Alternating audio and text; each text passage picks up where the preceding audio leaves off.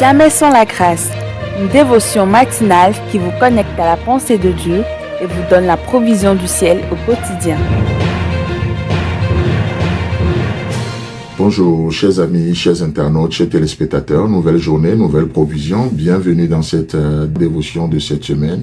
Nous bénissons le Seigneur ce matin pour sa grâce, sa grande grâce envers nous. Mais merci aussi à vous pour l'écoute, pour le choix que vous faites de vivre par la foi au quotidien, de nous faire confiance, d'écouter cette dévotion, de prier également pour nous. Que Dieu vous bénisse. Alors ce matin, nous lisons pour une dernière fois ce passage de Néhémie chapitre 4, le verset 1 et 2, et nous allons faire juste un pas de plus.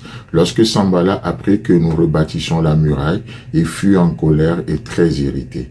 Il se moqua des Juifs et dit devant ses frères et devant les soldats de Samarie: à quoi travaillent ces Juifs impuissants? Les laissera-t-on faire? Sacrifieront-ils? Vont-ils achever?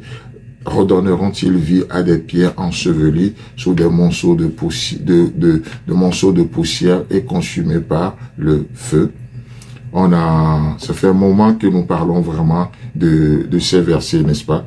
Et c'est intéressant de voir ce que l'Éternel fait, de voir les pas que Dieu nous amène à faire. Mais dans cette situation, dans ce verset, qu'est-ce que nous voyons? Nous voyons que la situation se complique un peu plus pour Néhémie. La situation se complique pour Néhémie car il va être une nouvelle fois en prise directe avec ses ennemis. Et ses ennemis ou cet ennemi est très très fort, il est fort mécontent de ce que l'Éternel fait ou de ce que Néhémie est en train de faire. Et là, qu'est-ce qui va se passer? Aux moqueries de Sanballat vont s'ajouter aussi les moqueries de Tobija. Voyez-vous, c'est pour ça que dans le verset 2 du chapitre 4, il nous est dit que Sanballat parlait devant ses frères. Et ses frères aussi vont participer à cette moquerie-là. On a écouté, on a lu ce que Sanballat a dit, mais qu'est-ce que Tobija va ajouter? Tobija l'ammonite au verset 3. D'accord? Néhémie chapitre 4, le verset 3. Tobija l'ammonite était à côté de lui, c'est-à-dire à côté de Sanballat, et il dit qu'il bâtisse seulement. Si un renard s'élance, il renversera leur muraille de pierre. Waouh, quelle façon de dénigrer l'œuvre de Dieu. Oui, apparemment, ça c'est de l'ironie. Qu'il bâtisse seulement.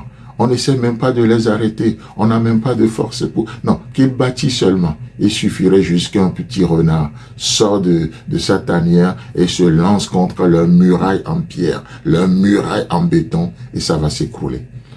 Waouh, ça veut dire quoi? Ils s'attaquent, ils sont en train de fragiliser l'œuvre. Combien l'ennemi parle pour fragiliser l'œuvre de Dieu dans vos cœurs, dans nos vies, dans nos relations, dans nos familles. Et ici, ce que nous voyons, c'est que Tobija va rajouter à cette moquerie-là.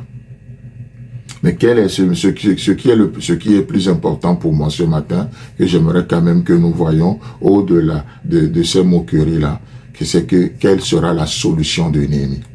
Vous savez, la moquerie, on en connaît tous. Mais quelle est la solution?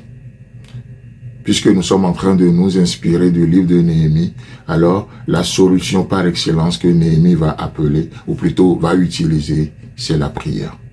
Il va pas partir se battre avec eux, parce que très souvent nous, on est prompt à la confrontation, à se battre, à nous justifier, mais non, Néhémie va aller dans la prière. Et là, nous voyons la prière de Néhémie, et Dieu voulant, nous allons y revenir la semaine prochaine. Nous voyons la prière de Néhémie dans le verset 4 et le verset 5. Qu'est-ce que Néhémie va faire? Il dit ceci: écoute, ô notre Dieu, comme nous sommes méprisés, fais retomber leurs insultes sur leur tête et livre-les au pillage sur une terre où ils soient captifs. Ne pardonne pas leur iniquité et que leur péché ne soit pas effacé de devant toi, car ils ont offensé ceux qui bâtissent. Une chose que nous retenons, peu importe la moquerie, la solution, c'est la prière. On parle à Dieu de ce qui nous arrive. On parle à Dieu de ce qui nous arrive. Que Dieu vous bénisse. Si vous avez aimé cette émission, parlez-en à vos amis. Parlez-leur du message de la grâce et de ce qu'il fait dans vos vies. Pour un sujet de prière, une question ou pour devenir partenaire, contactez-nous au 00229 94 75 80 20. Que Dieu vous bénisse et à la prochaine. En attendant, pensez avec Dieu.